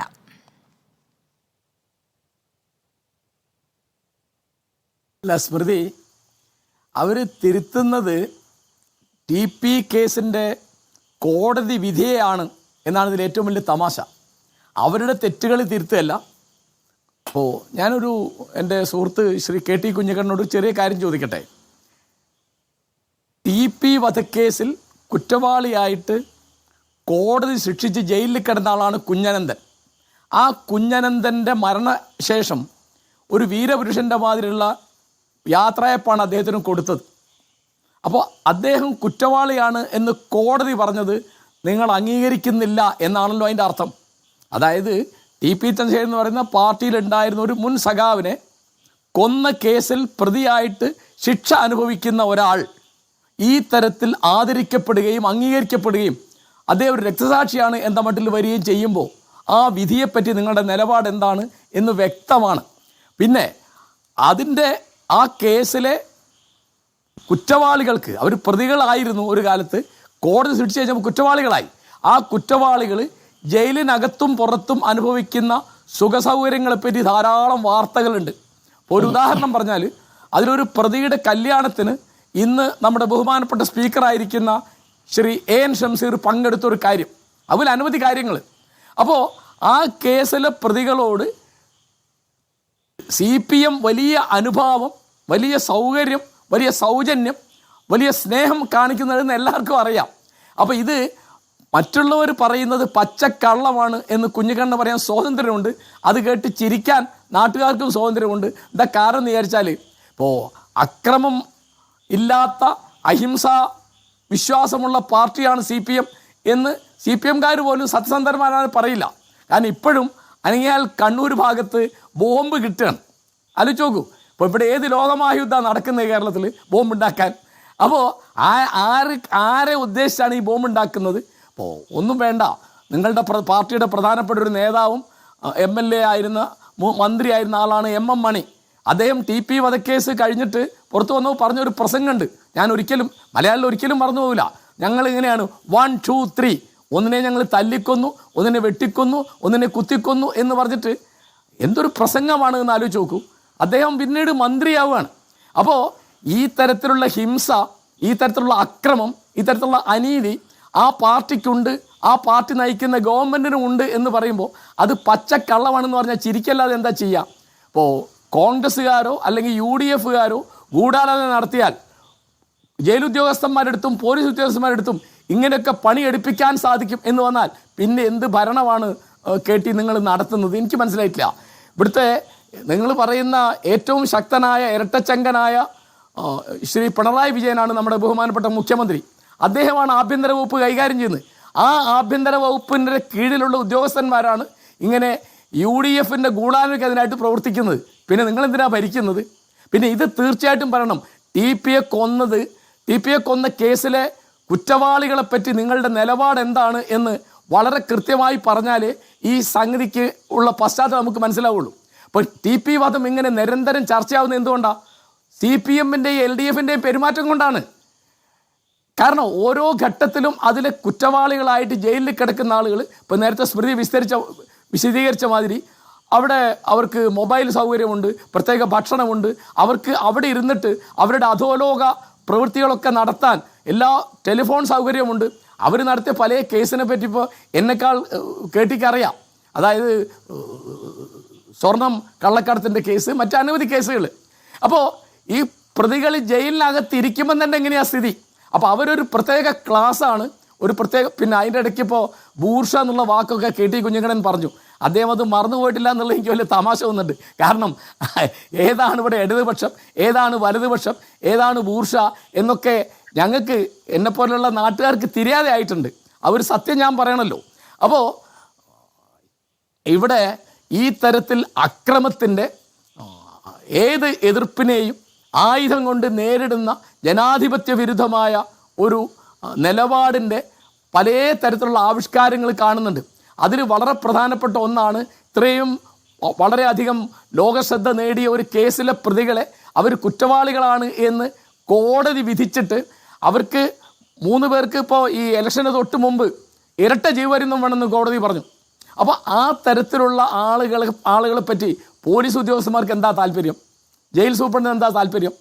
അത് താല്പര്യമുള്ള ആർക്കാണ്? അത് മാധ്യമങ്ങളുടെ കുറ്റാണെന്നാണ് എപ്പോഴും. ഇപ്പോൾ EK നായനാർ കമ്മ്യൂണിസ്റ്റ് അല്ലേ? അദ്ദേഹം ഒരിക്കലും ഇങ്ങനെ മാധ്യമങ്ങൾക്കെതിരായിട്ട് തിരിച്ചിട്ടില്ലല്ലോ. VS അച്യുതാനന്ദൻ കമ്മ്യൂണിസ്റ്റുകാരനല്ലേ? CPM അല്ലേ? അദ്ദേഹം ഒരിക്കലും മാധ്യമങ്ങൾക്കെതിരായി തിരിച്ചിട്ടില്ലല്ലോ. ഇന്നത്തെ ബഹുമാനപ്പെട്ട മുഖ്യമന്ത്രി ശ്രീ പിണറായി വിജയൻ്റെ ഏറ്റവും വലിയ എതിരാളി എന്ന് പറയുന്നത് മാധ്യമങ്ങളാണ്. അദ്ദേഹം ഇപ്പോൾ അദ്ദേഹം നമ്മുടെ നികേഷ് കുമാറിൻ്റെ ഒരു ചോദ്യത്തിന് ഉത്തരം പറയുമ്പോൾ മാധ്യമ പ്രവർത്തനത്തെ പറ്റി അദ്ദേഹം വിശേഷിപ്പിച്ചത് എനിക്ക് ഞാൻ ഞെട്ടിപ്പോയത് കേട്ടിട്ട് ചെറ്റത്തരം എന്നാണ്. അപ്പോൾ മാധ്യമ പ്രവർത്തനം ഒരു കൊള്ളരുതാത്ത പണിയാണ് എന്ന് എങ്ങനെയാണ് KT കുഞ്ഞിക്കണ്ണനെ പോലെ ഒരാൾ പറയുക? KK രമ പങ്കെടുക്കുന്ന ഒരു പാനലിൽ ഇരുന്നിട്ട് അദ്ദേഹത്തിന് ഇങ്ങനെയൊക്കെ പറയാൻ സാധിക്കുന്നു എന്ന് സത്യമായിട്ടും എനിക്ക് വളരെ വ്യസനം തോന്നുന്നുണ്ട്. കാരണം ഇതൊക്കെ എന്താണ് എന്ന് തിരിയാനുള്ള ലോകപരിചയവും ബുദ്ധിയും വിവേകമുള്ള ആളാണ് കുഞ്ഞിക്കണ്ണൻ. അദ്ദേഹത്തെ പോലുള്ള ആളുകൾ ഈ ഗവൺമെൻറ്റിൻ്റെയും പാർട്ടിയുടെയും ഈ തരത്തിലുള്ള ജീർണത, അപജയം, ഡീഗ്രഡേഷൻ എന്നുള്ളതിനെതിരായിട്ട് നിൽക്കേണ്ട ആളുകളാണ്. അപ്പോൾ ഇതിനെയൊക്കെ വന്ന് ന്യായീകരിക്കുക. ഈ ജയിൽ സൂപ്രണ്ടിൻ്റെ പണി, ജയിൽ സൂപ്രണ്ടിന് പാർട്ടിയുടെ അറിവോ അനുവാദമോ ഇല്ലാതെ ഏതെങ്കിലും ജയിൽ സൂപ്രണ്ടിന് ഇങ്ങനെ ഒരു പണിയെടുക്കാൻ ധൈര്യമുണ്ടാകുമെന്ന് പറഞ്ഞാൽ കേരളത്തിൽ ആര് വിശ്വസിക്കും? ആരാ അത് വിശ്വസിക്കുക? കോമൺ സെൻസ് ഉള്ള ആർക്കും അത് മനസ്സിലാവില്ല. പിന്നെ എപ്പോഴും കുഞ്ഞിക്കണ്ണൻ ആലോചിച്ച് നോക്കൂ, എങ്ങനെയാണ് നമ്മുടെ മുഖ്യമന്ത്രി സംസാരിക്കുന്നത്? അദ്ദേഹം നവകേരള സദസ്സിൻ്റെ മുമ്പിൽ വന്ന് കരിങ്കൊടി കാണിക്കുന്ന ചെറുപ്പക്കാരെ ഗൺമാനും പോലീസും DYFI പ്രവർത്തകരും അടിക്കുകയും ഇടിക്കുകയും ചെടിച്ചട്ടി കൊണ്ട് തലക്കടിക്കുകയും ചെയ്യുമ്പോൾ അത് രക്ഷാപ്രവർത്തനമാണെന്ന് പറയാം. അത് സത്യമാണോ കുഞ്ഞിക്കണ്ണ? അപ്പോൾ മറ്റുള്ളവർ പറയുന്നത് പച്ചക്കള്ളമാണ് എന്ന് താങ്കളെപ്പോലുള്ള ആൾ പറഞ്ഞു കേൾക്കുമ്പോൾ എനിക്ക് സത്യമായിട്ടും കേട്ടോ വളരെ വളരെ വിഷമമുണ്ട്. കാരണം ഒന്നും തിരിയാത്ത ആളുകൾ ഇത് പറയുകയാണെങ്കിൽ അവർക്ക് തിരിയാഞ്ഞിട്ടാന്ന് വിചാരിക്കാം. ശരി, അത് തിരഞ്ഞെടുപ്പിന് മുൻപ് തിരഞ്ഞെടുപ്പിന് ശേഷം എങ്ങനെയുള്ളതാണല്ലോ ഇനി പ്രധാനം. തിരുത്തും നന്നായി തോറ്റു, അതുകൊണ്ട് തന്നെ തിരുത്തും എന്നുള്ളത് പാർട്ടി സെക്രട്ടറി പറയുന്നു. അപ്പോൾ എന്തൊക്കെ തിരുത്തലുകളാണ് വരുന്നത്? KT, ഇപ്പോൾ ഇത്രയും ദിവസമായല്ലോ, നിങ്ങൾ തിരുത്തിയ 1-2 കാര്യങ്ങളൊന്ന് ചൂണ്ടിക്കാണിക്കാമോ? ജനങ്ങളെ ബോധ്യപ്പെടുത്തുക, അത്യന്തമായി ജനമാണ് കാര്യങ്ങൾ നിശ്ചയിക്കുന്നത് എന്ന് പാർട്ടി സെക്രട്ടറി ആവർത്തിച്ച് പറയുന്നു. തോമസ് ഐസക് കഴിഞ്ഞ ദിവസം പറഞ്ഞു, പാർട്ടി എന്നാൽ ജനങ്ങളാണ്, അത് അകത്തെ ചർച്ചകളല്ല, ജനങ്ങൾ പറയുന്നത് കേൾക്കാനുള്ള ഒരു കാതുണ്ടാകണമെന്ന്. അപ്പോൾ നിങ്ങൾ എന്തൊക്കെ കേട്ട് എന്തൊക്കെ തിരുത്തി? 2 ഉദാഹരണം പറഞ്ഞാൽ മതി. ഒറ്റ കാര്യം, ഞാൻ കാരശ്ശേരി മാഷോട് ഇവിടെ വളരെ ദീർഘമായി തന്നെ സംസാരിച്ചല്ലോ. ഒറ്റ കാര്യം ഞാൻ സൂചിപ്പിച്ചോട്ടെ. ഈ കമ്മ്യൂണിസ്റ്റ് പാർട്ടിയെ സംബന്ധിച്ചിടത്തോളം അത് ഒരു നിലനിൽക്കുന്ന ഒരു ബൂർഷാ വ്യവസ്ഥക്കകത്ത് പ്രവർത്തിക്കുമ്പോൾ ആ ബൂർഷാ വ്യവസ്ഥയുടേതായ ഒരുപാട് സ്വാധീനങ്ങളും കുഴപ്പങ്ങളും അതിനുണ്ടാവും. പ്രത്യേകിച്ച് വലതുപക്ഷ രാഷ്ട്രീയത്തെ പ്രതിരോധിക്കുന്നതുമായി ബന്ധപ്പെട്ട് വളരെ ജനാധിപത്യപരമായ ഒരു ആശയ സംവാദത്തിന്റെ മണ്ഡലം കമ്മ്യൂണിസ്റ്റുകാർ മാത്രം വിചാരിച്ചാൽ അങ്ങ് ഡെവലപ്പ് ചെയ്യാൻ പറ്റുന്നില്ല. ഇവിടെ RSSും കോൺഗ്രസിന്റെ ക്രിമിനലുകളൊക്കെ ഉയർത്തിയ ഭീഷണി കാരശ്ശേരി മാഷെ പോലെ ഒരാൾക്ക് അറിയാത്ത കാര്യമല്ല. മൊയാരത്ത് ശങ്കരൻ മുതൽ തുടങ്ങുന്ന ഈ അടിച്ച് മനുഷ്യരെ കൊല്ലുന്ന ഏർപ്പാടുണ്ടല്ലോ, അതിന്റെയൊക്കെ പ്രതിരോധത്തിന്റെ ഒരു ചരിത്രഘട്ടം അവസാനിച്ചു എന്ന് തന്നെയാണ് ഞാൻ കാണുന്നത്. പാർട്ടിയും അങ്ങനെ തന്നെയാണ് ചിന്തിക്കുന്നത്. നിങ്ങളും തമ്മിലുള്ള വ്യത്യാസം എന്താണ്? ഇത് സ്ഥിരമായി പറയുന്ന ഒരു വാദമായതുകൊണ്ട് അവരും നിങ്ങളും തമ്മിലുള്ള വ്യത്യാസം എന്താണ്? അതാണ് പറയാൻ പോകുന്നത്. അതായത് ഈ കേരളത്തിന്റെ ഒരു പുതിയ സാഹചര്യം മനസ്സിലാക്കിക്കൊണ്ട് രാഷ്ട്രീയത്തെ അതിന്റെ ആശയ മണ്ഡലത്തിൽ തന്നെ ആശയങ്ങൾ തമ്മിലുള്ള ഏറ്റുമുട്ടൽ എന്ന രീതിയിലേക്ക് തന്നെ മാറ്റേണ്ടതുണ്ട്. അത് കേരളത്തിലെ എല്ലാ ജനാധിപത്യ കക്ഷികളുടെയും ഉത്തരവാദിത്തമാണ്. കമ്മ്യൂണിസ്റ്റ് പാർട്ടി എന്ന നിലക്ക് ആ കാര്യത്തിൽ വലിയ മുൻകൈ ഒരുപാട് വിട്ടുവീഴ്ചകൾ ചെയ്തുകൊണ്ട് CPM എടുക്കേണ്ടതുണ്ട്. അതുകൊണ്ടാണ് സ്മൃതി, ഈ കഴിഞ്ഞ ഇടതുപക്ഷ ജനാധിപത്യ മുന്നണി അധികാരത്തിൽ വന്നതിന് ശേഷം എത്രയോ ഇടതുപക്ഷ പ്രവർത്തകർ കൊല ചെയ്യപ്പെട്ടു. കണ്ണിന് കണ്ണ് മൂക്കിന് മൂക്ക് എന്ന ഒരു ലൈനിൽ പ്രതികാരം ചെയ്യരുത്, ആ രീതിയിൽ വൈകാരികമായ പ്രതികരണം ഉണ്ടാകരുത് എന്ന് വളരെ കർശനമായി പാർട്ടി ഒരു നിലപാടെടുത്തു. അതിന്റെയൊക്കെ എല്ലാവിധത്തിലുമുള്ള ഒരു പുതിയ ഒരു സാഹചര്യത്തെ അഭിമുഖീകരിക്കാൻ കഴിയുന്ന രീതിയിൽ പാർട്ടിയെ മാറ്റിയെടുക്കാനുള്ള നീക്കം പാർട്ടിക്കകത്ത് നടക്കുന്നുണ്ട്. അതിന് പരിമിതികളും ദൗർബല്യങ്ങളും ഉണ്ടാവും. അതിപ്പോൾ തീർച്ചയായിട്ടും പാർട്ടി പരിഹരിച്ചു പോകും. ഇന്നത്തേതുപോലുള്ള ഒരു സാഹചര്യത്തില് ഇപ്പൊ നമുക്കെല്ലാവർക്കും അറിയാം, ഈ 18ാം ലോക്സഭാ തെരഞ്ഞെടുപ്പിൽ CPM-നുണ്ടായ അല്ലെങ്കിൽ ഇടതുപക്ഷത്തിനുണ്ടായ ഒരു തിരിച്ചടിയെ വെച്ച് മാത്രം പാർട്ടി ആകെ അതിന്റെ അടിത്തറ തകർന്നുപോയി എന്ന് കാണരുത്. പക്ഷെ പാർട്ടിക്ക് ഉണ്ടാവുന്ന ചെറിയ ഒരു പ്രഹരം പോലും പാർട്ടി ഗൗരവമായിട്ട് കാണണം. കാരണം പാർട്ടി അങ്ങനെ ഗൗരവത്തിലെടുക്കുകയും അങ്ങനെ ഒരു തെറ്റിദ്ധരുത്തലിലേക്ക് കടക്കുകയും ചെയ്യുന്നു എന്നുള്ള പ്രതികരണങ്ങൾ കൂടി നേതാക്കളുടെ ഭാഗത്തുനിന്ന് പ്രധാനമാണല്ലോ. ഇന്നിപ്പോൾ ഈ കേസുമായി ബന്ധപ്പെട്ട് TP കേസുമായി ബന്ധപ്പെട്ട് ഈ പ്രതികളെ വിട്ടയക്കുന്നതുമായി ബന്ധപ്പെട്ട് കഴിഞ്ഞ കുറച്ച് ദിവസമായി വിവരങ്ങൾ പുറത്തേക്ക് വന്നുകൊണ്ടിരിക്കുകയാണ്. ആ വിവരങ്ങൾ മുഴുവൻ മാധ്യമ ഗൂഢാലോചനയാണ് എന്നും പ്രതിപക്ഷത്തിന്റെ ഗൂഢാലോചനയാണ് എന്ന വാദം ഉയർത്തുക. ഇന്നിപ്പോൾ സഭയിൽ സംസാരിച്ച ശേഷം പുറത്ത് മന്ത്രി MP രാജേഷ് പറയുന്നു, ഇവിടെ പ്രതിപക്ഷത്തിന് വേണ്ടി സർക്കാരിന്റെ ശമ്പളം പറ്റി പ്രതിപക്ഷത്തിന്റെ രാഷ്ട്രീയം നടപ്പാക്കുന്ന പോലീസാണ് ഈ തരത്തിൽ KK രമയുടെ മൊഴിയെടുത്തതെന്ന്. എന്താണ് അതിന്റെ ഒരു ലോജിക്ക്? അതെങ്ങനെയാണ് ജനങ്ങൾക്ക് ബോധ്യമാവുക? ദഹിക്കുന്ന കാര്യങ്ങളല്ലേ പറയാൻ പറ്റൂ. എങ്ങനെയാണ് നിങ്ങൾ അത് വിശദീകരിക്കുന്നത്? സ്മൃതിയെ പോലുള്ള ഒരു സീനിയറായ മാധ്യമ പ്രവർത്തക അത് മനസ്സിലാക്കണം. ഇന്ന് ഇടതുപക്ഷ സർക്കാരിനെതിരായിട്ട് നമ്മുടെ സിവിൽ സർവീസിന്റെയും നമ്മുടെ പോലീസിന്റെയും ഒക്കെ രംഗത്ത് പ്രവർത്തിക്കുന്ന ഒരുപാട് ആളുകൾക്ക് വലിയ അമർഷമുണ്ട്. അവർക്ക് ഇഷ്ടപ്പെട്ട രീതിയിലുള്ള ഒരു ഭരണമല്ല CPM-ന്റെ സർക്കാർ എന്ന് പറയുന്നത്. ഇപ്പോ ശ്രീമതി ഇന്ദിരാഗാന്ധി കൊല ചെയ്യപ്പെട്ടു. ആരാലാണ് കൊല ചെയ്യപ്പെട്ടത്? സ്മൃതി, അവരുടെ അംഗരക്ഷകരാലാണ്. അത് നമ്മൾ അറിയണം. അതും എന്താണ്, പഞ്ചാബ് എന്ന് പറയുന്ന ഒരു ചെറിയ പ്രദേശത്ത് മാത്രമുള്ള ഒരു രാഷ്ട്രീയ സിഖ് പ്രസ്ഥാനത്തിന്റെ ഒരു തീവ്രവാദ പ്രസ്ഥാനത്തിന്റെ പ്രതിനിധികളായതുകൊണ്ടാണ് അവരാണ് പ്രതികാരം ചെയ്തത്. അപ്പോ ഭരണകൂടത്തിൽ ആരിരുന്നാലും, ഇന്ദിരാഗാന്ധി ഇരുന്നാലും പിണറായി വിജയൻ ഇരുന്നാലും, അവർക്കെതിരായിട്ട് ചിന്തിക്കുന്ന എതിർ ശക്തികൾക്ക്, പ്രതിലോമ ശക്തികൾക്ക് അവരെ ഉപയോഗിക്കാൻ കഴിയുമെന്നുള്ളത് ഇന്ത്യയുടെയും കേരളത്തിന്റെയും മാത്രം അനുഭവമല്ല, ലോകത്തിന്റെ അനുഭവമാണ്. അത്തരം കാര്യങ്ങളൊന്നും അറിയാതെ കണ്ണൂർ ജയിൽ സൂപ്രണ്ട് പ്രതിരോധ ശക്തിയായതും പ്രതിപക്ഷത്തിന്റെ ആയുധമായതും ഏത് സമയം തൊട്ടാണ്? അല്ല, അത് നമുക്ക് ഈ കേസ് ഇപ്പൊ അന്വേഷിക്കുകയാണല്ലോ. അവർക്കെതിരായിട്ട് നടപടി വന്നു. സസ്പെൻഷൻ എന്ന് പറഞ്ഞാൽ അന്വേഷണ കാലമാണ്. ചില കാലം കൂടി ഉണ്ടല്ലോ ശ്രീ KT കുഞ്ഞിക്കണ്ണൻ. ഇവർക്ക് ലഭിക്കുന്ന പരോൾ സാധാരണ ജയിലിൽ നിന്ന് ആളുകളെ വിട്ടയക്കുന്ന ഏത് ഘട്ടത്തിലാണ്? ജയിലിനകത്തെ നല്ല പെരുമാറ്റം അല്ലെ?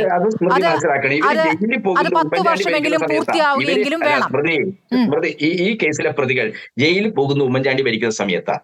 അപ്പൊ ഉമ്മൻചാണ്ടി ഭരിക്കുന്ന സമയത്ത് ഇവർ ജയിലിലെത്തപ്പെട്ട ജയിൽ അധികൃതർ സ്വാധീനം ചെലുത്തിക്കൊണ്ട് ഫോൺ ഉപയോഗിക്കുന്നതിനെ കുറിച്ചും മദ്യം ഉപയോഗിക്കുന്നതിനെ കുറിച്ചും ഉൾപ്പെടെയുള്ള എന്തെല്ലാം വാർത്തകൾ വന്നു. അന്ന് ഇടതുപക്ഷമല്ലല്ലോ ആഭ്യന്തര വകുപ്പ് ജയിൽ വകുപ്പ് കൈകാര്യം ചെയ്യുന്നത്.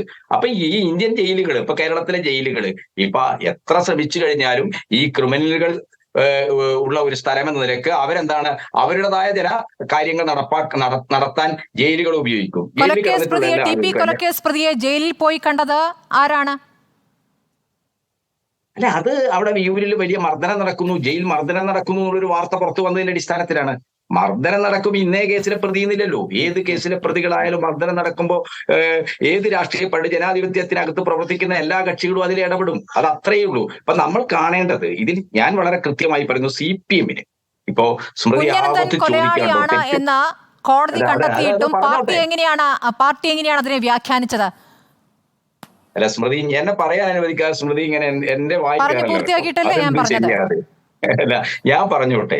ഈ CPM-നെ സംബന്ധിച്ചിടത്തോളം TP കേസിലെ പ്രതികളെ ഇപ്പോ ശിക്ഷാ ഇളവ് നൽകി വിട്ടയക്കാനുള്ള ഒരു ആലോചനയില്ല. ഗവൺമെന്റിന് അങ്ങനെ ഒരു ആലോചനയില്ല. അങ്ങനെ ഇല്ലാത്ത ഒരു ആലോചന അതാണ് ഞാൻ ആ ചോദ്യം ആവർത്തിക്കുന്നത്.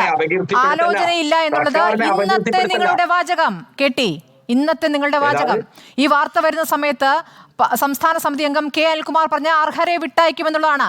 ആ അർഹരിൽപ്പെട്ടവരായിരിക്കാം, അങ്ങനെയെങ്കിൽ ആ നടപടി അങ്ങനെ ആയിരിക്കാം എന്ന് പറയുന്നു. അല്ല, കാര്യത്തിൽ കോടതിയുടെ പ്രത്യേകമായ നിർദ്ദേശമുണ്ട്. പ്രതികളെ 20 വർഷം വിട്ടയക്കാൻ ഒരു ശിക്ഷാ ഇളവും കൊടുക്കരുത്. 20 വർഷത്തേക്ക് പുറത്തിറങ്ങരുതെന്ന് പറഞ്ഞതാണ് കോടതി. വളരെ കൃത്യമായ കോടതി നിർദ്ദേശമാണ്. അത് നേരത്തെ കോടതി നിർദ്ദേശം ഇന്നലെ വന്നതല്ല. അനിൽകുമാറോ വന്ന് പറഞ്ഞു കഴിഞ്ഞാൽ നിലനിൽക്കുന്ന നിർദ്ദേശം ഇന്നലെ വന്നതല്ലോ. കോടതി നിർദ്ദേശം ഇന്നലെ വന്നതല്ലോ. ആ വിധി നിലനിൽക്കുന്നുണ്ടോ? ആ വിധി ഇവിടെ KK രമ പറഞ്ഞല്ലോ. എനിക്ക് അതിന് തുടർ കാര്യങ്ങളായിട്ട് പോകേണ്ട ആവശ്യമില്ല, കാരണം കോടതി വിധി നിലനിൽക്കുകയാണ്. ഇനി ഏതെങ്കിലും ഒരു ഗവൺമെന്റ് ഇവരെ വിട്ടയക്കാൻ ശ്രമിച്ചാലും കോടതിയുടെ ഇങ്ങനെ ഒരു വിധി നിലനിൽക്കുന്ന കാലത്തോളം അവരെ വിട്ടയക്കാൻ പറ്റില്ല. ശരി, കോടതിയുടെ വിധി അവിടെ നിലനിൽക്കുന്നു. അതെ, ചട്ടമനുസരിച്ച് എത്ര ദിവസം പരോൾ ലഭിക്കും? കൊലക്കേസ് പ്രതികൾക്ക് എത്ര ദിവസം പരോൾ ലഭിക്കും? അല്ല, ഞാൻ ആ ജയിൽ മാനുവൽ അനുസരിച്ച് പരോൾ എത്ര അനുവദിക്കുന്നുള്ള എനിക്കറിയില്ല. അതറിയണമെന്നേ. TP കേസിലെ പ്രതികൾക്ക് പരോൾ ലഭിച്ചതിന്റെ കണക്ക് ജയിലിന് പരോൾ അനുവദിക്കുന്നത് എങ്ങനെയാണ്? ഞങ്ങളുടെ കൂടെ ശിക്ഷിക്കപ്പെട്ട എത്രയോ ആളുകൾ ഉണ്ടായിരുന്നു. അതിന് ഞങ്ങൾക്ക് റിമാൻഡ് തടവുകാരായിട്ട് മുഴുവൻ സമയവും പുറത്തു വന്ന് പ്രശ്നങ്ങൾ ഉണ്ടാക്കി, കുഴപ്പങ്ങൾ ഉണ്ടാക്കി, ഇതൊക്കെ വാർത്ത വന്നതല്ലേ? മാത്രമല്ല ഈ പ്രതികളിൽ കൊലയാളി പ്രതികളെ പാർട്ടിയുടെ ഭാഗമായവർ പോലുമല്ല, കൊലയാളി സംഘത്തിൽ ഉണ്ടായവരുടെ വിവാഹ ചടങ്ങിലടക്കം പങ്കെടുക്കുന്ന പാർട്ടി നേതാക്കളാണ്. അപ്പൊ നിങ്ങൾ ഈ ഒരു ഘട്ടം കഴിയുമ്പോൾ ഇതെങ്ങനെയാണ് UDF-ന്റെ തലക്കിടുന്നത്? അല്ല, ഇപ്പൊ നടന്നിരിക്കുന്ന ഗൂഢാലോചന UDF-ന്റെ തലക്കിടുക. പക്ഷേ സ്മൃതി ഉന്നയിക്കുന്ന ഈ പരോളിന്റെ പ്രശ്നമാണെങ്കിൽ, പരോളിപ്പം ഒരു തടവുകാരൻ, ശിക്ഷിക്കപ്പെട്ട ഒരു തടവുകാരൻ എന്റെ വീട്ടിലെ അമ്മക്ക് അസുഖമാണ്, അച്ഛൻ അസുഖമാണ്, എന്റെ സാന്നിധ്യം ആവശ്യമുണ്ട്, ഇങ്ങനെയൊക്കെയുള്ള ആവശ്യങ്ങൾ മുൻനിർത്തിയാണ് അത് ശുപാർശ ചെയ്യപ്പെടുന്നത്. അപ്പൊ ഈ പരോള് അമിതമായി ഈ TP കേസിലെ പ്രതികൾക്ക് കൊടുത്തിട്ടുണ്ടെങ്കിൽ അതിന് ഒരർത്ഥത്തിൽ നമ്മളാരും അംഗീകരിക്കുന്നില്ല. നിങ്ങൾ അംഗീകരിക്കാത്ത കാര്യങ്ങളാണ് നിങ്ങളുടെ കാലത്ത് ഇവിടുത്തെ ജയിലിൽ നടന്നുകൊണ്ടിരിക്കുന്നത്, ഇപ്പോൾ നടക്കുന്നതും. അതായത് ഈ ആഭ്യന്തര വകുപ്പ് പൂർണ്ണമായ പരാജയം അല്ലേ KT? ഇല്ല, അങ്ങനെയില്ല. ആഭ്യന്തര വകുപ്പ് പൂർണ്ണമായി പരാജയമൊന്നുമില്ല. അത് സ്മൃതി പരുത്തിക്കാട് നീതി ആയോഗിന്റെ റിപ്പോർട്ട് ഒന്ന് പരിശോധിക്കണം. ഇന്ത്യയിലെ മറ്റു സംസ്ഥാനങ്ങളിലെ ആഭ്യന്തര വകുപ്പ് ലോ ആൻഡ് ഓർഡർ ഒക്കെ പോകും. സ്മൃതി പരുത്തിക്കാട് വെറുതെ എന്തുണ്ടാക്കേണ്ട ഒരു പ്രതീതി ഉണ്ടാക്കേണ്ട ആഭ്യന്തര വകുപ്പ് ആകെ കുഴപ്പത്തിലാണെന്ന് അങ്ങനെയൊന്നും ഉണ്ടാക്കണ്ട. ആഭ്യന്തര വകുപ്പ് പ്രശ്നം ഇല്ല എന്നല്ല ഞാൻ പറഞ്ഞത്, പ്രശ്നങ്ങളുണ്ട്. പക്ഷെ ഇന്ത്യയിലെ മറ്റു സംസ്ഥാനങ്ങൾ എടുത്തു നോക്കുമ്പോൾ പ്രവർത്തനത്തിന്റെ കാര്യത്തിൽ ഇങ്ങനെയാണോ തിരുത്തൽ? KT ഇപ്പോൾ സ്മൃതി പരുത്തിക്കാടിനോടല്ലോ സംസാരിക്കുന്നത്, കേരളത്തിലെ ജനങ്ങളാണല്ലോ അത് കാണുന്നത്. അപ്പൊ ജനങ്ങളോടൊന്ന് വിശദീകരിക്കും, എന്തൊക്കെയാണ് നിങ്ങൾ തിരുത്തുന്നത്? ഞാനിപ്പോ ഞാനൊരു കൗണ്ടർ ഹെജിമണിക്ക് വേണ്ടിയാണ് ഇവിടെ ഇരിക്കേണ്ടി വരുന്നത്. കാരണം സ്മൃതി എന്നെ ജനാധിപത്യരായി സംസാരിക്കാൻ അനുവദിക്കുന്നില്ല. ഞാനൊരു കൗണ്ടർ ഹെജിമണി, സ്മൃതി ഉണ്ടാക്കുന്ന ഇടതുപക്ഷ വിരുദ്ധമായ ഈ ഇടതുപക്ഷ സർക്കാരിനെതിരായിട്ടുള്ള ഒരു ബോധത്തെ മറ്റൊരു പ്രതിബോധം കൊണ്ട് ഞങ്ങൾക്ക് മറികടക്കേണ്ടതുണ്ട്. അതല്ലാതെ വന്നിട്ട് ഇടതുപക്ഷമായി തന്നെ നിൽക്കുന്നുണ്ടോ എന്ന പരിശോധന നടത്തേണ്ടതല്ലേ KT? ഞങ്ങൾ ഇടതുപക്ഷമായി തന്നെ നിൽക്കും. ഇവിടുത്തെ കർഷകരുടെ, തൊഴിലാളികളുടെ, പീഡിക തൊഴിലാളികളുടെ ഒക്കെ സംഘടിത രാഷ്ട്രീയ പ്രസ്ഥാനമാണ് ഞങ്ങള്. തെരഞ്ഞെടുപ്പിൽ വോട്ട് കുറഞ്ഞുകൊണ്ടൊന്നും ഞങ്ങള് കരുതണ്ട. ഇവിടുത്തെ തൊഴിലാളികളെയും കൃഷിക്കാരെയും യുവാക്കളെയും വിദ്യാർത്ഥികളെയും ഒക്കെ സംഘടിപ്പിച്ച് അവരുടെ ദൈനംദിനവും രാഷ്ട്രീയവുമായ പ്രശ്നങ്ങളെ കേന്ദ്രീകരിച്ചുള്ള പ്രക്ഷോഭങ്ങളിലൂടെ വളർന്നു വന്നതാണ്. ആ പ്രക്ഷോഭങ്ങളും ആ പ്രസ്ഥാനങ്ങളും ഒക്കെ തന്നെ ഉണർത്തിക്കൊണ്ട് അതിനെയൊക്കെ സജീവമായിക്കൊണ്ട് ഇന്നുള്ള ഞങ്ങൾക്കുള്ള എല്ലാ തിരിച്ചടികളെയും അതിജീവിക്കാൻ ഞങ്ങൾക്ക് കഴിയും. ഞങ്ങള് കൃത്യമായി ഭരണാധികാരത്തിൽ മാത്രം നിൽക്കേണ്ട ഒരു പാർട്ടിയല്ല കമ്മ്യൂണിസ്റ്റ് പാർട്ടി. അങ്ങനെ ആരും ധരിക്കണ്ട. തെരഞ്ഞെടുപ്പിൽ ജയിക്കുന്നതുകൊണ്ട് പാർലമെന്റിലെ വിജയങ്ങളാണ് പാർട്ടിയുടെ ഈ ശക്തി എന്നൊന്നും ആരും കാണണ്ട. അതിനപ്പുറത്തുള്ള ലക്ഷ്യങ്ങളുടെ ഒരു പാർട്ടിയാണ്. അതിനപ്പുറത്തുള്ള ലക്ഷ്യങ്ങളും സ്വപ്നങ്ങളും സൂക്ഷിക്കുന്ന ലക്ഷക്കണക്കിന് അംഗങ്ങളുള്ള ഒരു പാർട്ടിയാണ് CPM എന്ന് പറയുന്നത്. അതിന് നിങ്ങൾ ഏതെങ്കിലും ഒരു വിഷയത്തിലുണ്ടാകുന്ന എന്തെങ്കിലും ഒരു പ്രശ്നത്തെ മാത്രം കേന്ദ്രീകരിച്ച് CPM നിങ്ങൾ വിലയിരുത്താനും പോകണ്ട. ഇല്ല, ഓരോ ദിവസമായിട്ട് ഓരോ വിഷയം വന്നുകൊണ്ടിരിക്കുകയാണ്. അതുകൊണ്ടാണ് തിരിച്ചെത്താൻ അത് നിങ്ങൾ ഇങ്ങനെ എടുത്ത് കൊണ്ടുവരുമല്ലോ. നിങ്ങളിപ്പോ ഇത് കൊണ്ടുവരും CPM രക്ഷിക്കാനും നന്നാക്കാനും നല്ലല്ലോ ഈ ചർച്ചയൊന്നും. ശരി, നിങ്ങളുടെ ബോധ്യം നിങ്ങളെ രക്ഷിക്കട്ടെ. തിരിച്ചെത്താൻ ഇടവേളയ്ക്ക് ശേഷം ശ്രീ KP നൗഷാദ് അലി, ഈ TP കേസ് പ്രതികൾ ജയിലിൽ ഫോൺ ഉപയോഗിച്ചതും വാർഡനെ ആക്രമിച്ചതും സ്വർണ്ണ കവർച്ചയ്ക്ക് ആസൂത്രണം നടത്തിയതും ജയിലിൽ കഞ്ചാവ് വിൽപ്പന നടത്തിയതും പരോളിൽ ലഹരി പാർട്ടി നടത്തിയതും പരോളിൽ തോക്ക് വിൽപ്പനയ്ക്ക് കൊട്ടേഷൻ നൽകിയതെല്ലാം നിങ്ങളുടെ കാലത്താണ്.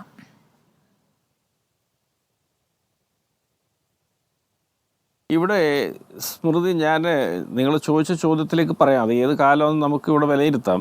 ഞാനിവിടെ ഈ KT കുഞ്ഞിക്കണ്ണൻ പറഞ്ഞ ചില കാര്യങ്ങൾ ഒന്നും മറുപടി പറയാതെ വയ്യ. കാരണം അദ്ദേഹം ഒരു 60കളിലെ 70കളിലെ ഒരു കമ്മ്യൂണിസ്റ്റുകാരുടെ ന്യായവാദങ്ങളും ബോധ്യങ്ങളും ഭാഷയും ഒക്കെയാണ് ഇപ്പോഴും അദ്ദേഹം പ്രയോഗിച്ചുകൊണ്ടിരിക്കുന്നത്. അദ്ദേഹത്തോട് എനിക്ക് പറയാനുള്ളത്, നിങ്ങൾ ഈ 1977 രാജൻ്റെ തിരോധാനവുമായി ബന്ധപ്പെട്ട് ഒരുപാട് വിലാപകാവ്യങ്ങൾ, കണ്ണീർപ്പുഴകൾ, ഒരുപാട് തെരുവ് നാടകങ്ങളൊക്കെ കളിച്ച് അധികാരത്തിൻ്റെ ഗിരിശൃംഗങ്ങളിലേക്ക് പിണറായി വിജയനെ പോലെയുള്ളവരെ ഉയർത്തി കൊണ്ടുവന്ന ഒരു പാർട്ടിയും പ്രസ്ഥാനമാണ്. ഒരുപാട് രാഷ്ട്രീയ നേട്ടങ്ങൾ നിങ്ങൾ അതിൻ്റെ പേരിലുണ്ടാക്കി. അതൊക്കെ നിങ്ങൾ ആ പറഞ്ഞ പഴയ ബോധ്യത്തിൻ്റെ കാലമാണ് കേട്ടോ.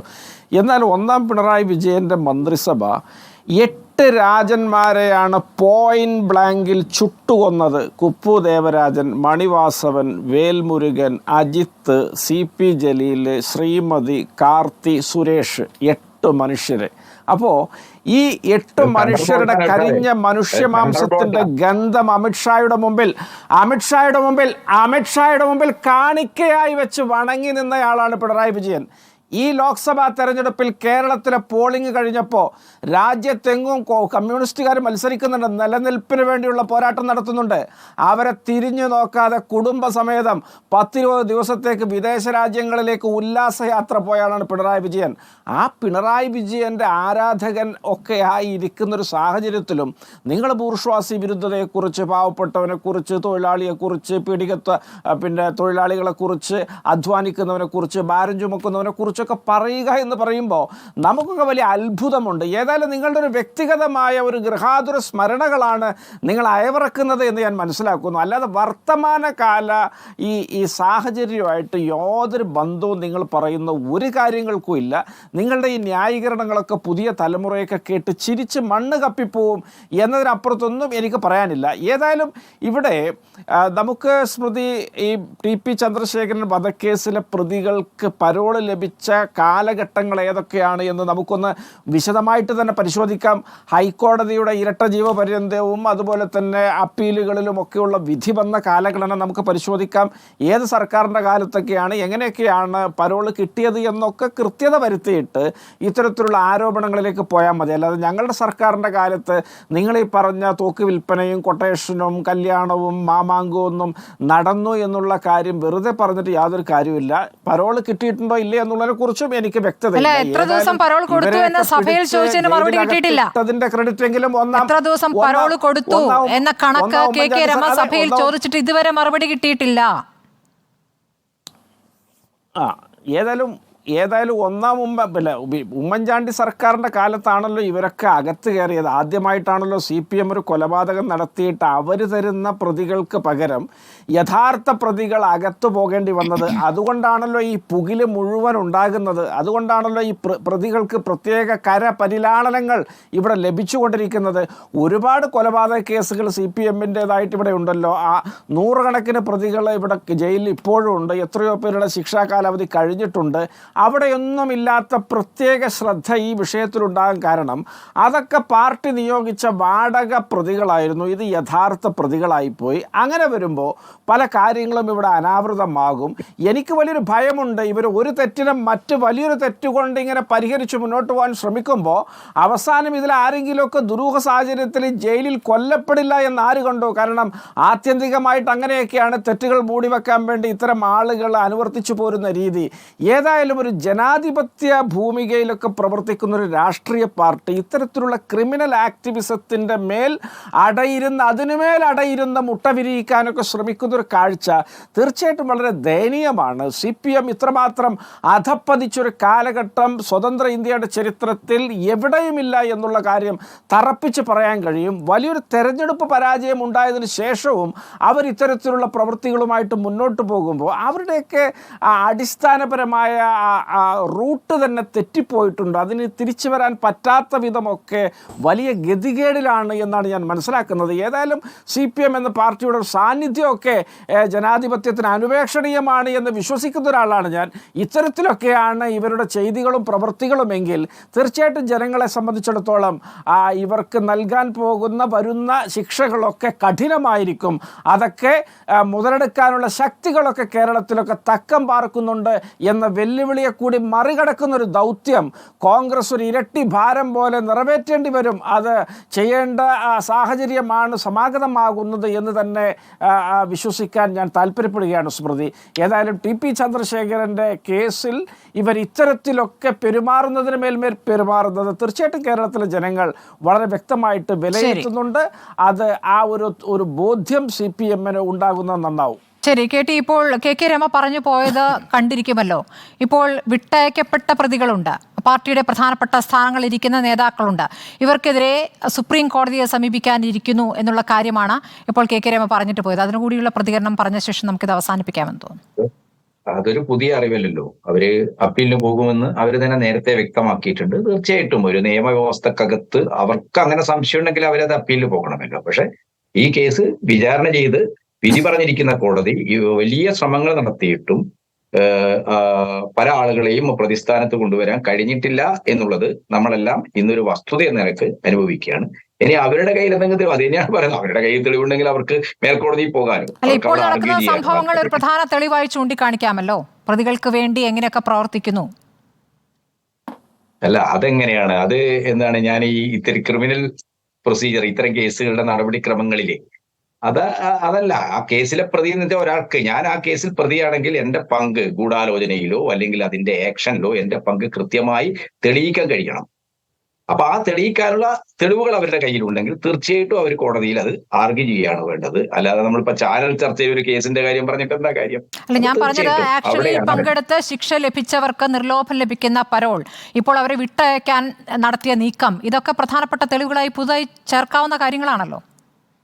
എനിക്കറിയില്ല അത് ക്രിമിനൽ നടപടി. അത് അവർ നേരത്തെയും ഈ കേസിന്റെ വിചാരണ വേളയില് ഇത്തരം കാര്യങ്ങളൊക്കെ തന്നെ പ്രതിഭാഗത്തിന് വേണ്ടി ഇവർക്ക് വേണ്ടി ഹാജരായ വക്കീലന്മാര്, സ്പെഷ്യൽ പ്രോസിക്യൂട്ടറൊക്കെ ഉണ്ടല്ലോ, അവർ വളരെ കൃത്യമായി ഉന്നയിച്ചിരുന്നു എന്നാണ് ഞാൻ മനസ്സിലാക്കുന്നത്. അത് നമ്മൾ ഈ ചർച്ചയുടെ ഒരു വിഷയമല്ല. അവര് തീർച്ചയായിട്ടും കോടതിയിൽ പോകട്ടെ. കോടതി എന്ന് പറയുന്ന ഓരോരുത്തർക്കും നീതിക്ക് വേണ്ടിയിട്ട് അവരുടേതായ വാദങ്ങൾ അവതരിപ്പിക്കാനുള്ള ഒരു സംവിധാനമാണല്ലോ. അപ്പൊ തീർച്ചയായിട്ടും അവർക്ക് അക്കാര്യത്തിൽ കോടതിയെ സമീപിക്കാം. അവർ കോടതിയെ സമീപിക്കും നേരത്തെ പറഞ്ഞിട്ടുണ്ട്. പക്ഷെ കോടതിയെ സംബന്ധിച്ചിടത്തോളം എന്താണ്, ഒരു രാഷ്ട്രീയ വിരോധം വെച്ച് കോടതിക്കാരെ രക്ഷിക്കാൻ പറ്റില്ല. കോടതിക്ക് തെളിവ് വേണം. അപ്പൊ തെളിവുണ്ടെങ്കിൽ തീർച്ചയായിട്ടും എന്താണ്. ശരി, പാർട്ടി തിരുത്തും എന്നുള്ള കാര്യമാണ് അദ്ദേഹം ആവർത്തിച്ച് പറഞ്ഞിട്ടുള്ളത്. ഇപ്പോൾ ചർച്ചയിൽ ഉടനീളം അദ്ദേഹം പറഞ്ഞിട്ടുള്ളത് ഇത് വലതുപക്ഷ പ്രവണത ഇടതുപക്ഷത്തിനകത്തും, അതായത് സമൂഹത്തിലുള്ള കാര്യങ്ങളൊക്കെ പ്രതിഫലിക്കുമല്ലോ, അത് സ്വാഭാവികമായി പ്രതിഫലിക്കുന്ന ചില ഘടകങ്ങൾ എന്ന മട്ടിലാണ് അദ്ദേഹം അതിനെ കാണുന്നത്. പ്രേമൻ കാരശ്ശേരി, നമുക്ക് എങ്ങനെ പറഞ്ഞ് അവസാനിപ്പിക്കാം? തെറ്റ് തിരുത്തും എന്ന് പറയുമ്പോൾ എന്തൊക്കെ തിരുത്തി എന്നുള്ളത് ചൂണ്ടിക്കാണിക്കേണ്ടതുണ്ട്. തിരുത്തിലേക്കുള്ള നീക്കം എന്താണെന്ന് വ്യക്തമാകേണ്ടതുണ്ട്. അങ്ങനെ എന്തെങ്കിലും സൂചനകൾ താങ്കൾക്ക് കിട്ടിയോ? സാങ്കേതിക തടസ്സമാണ്. ഇതിൽ നമ്മുടെ സമയം അവസാനിക്കുകയാണ്. വളരെ നന്ദി ചർച്ചയിൽ പങ്കെടുത്ത എല്ലാവർക്കും.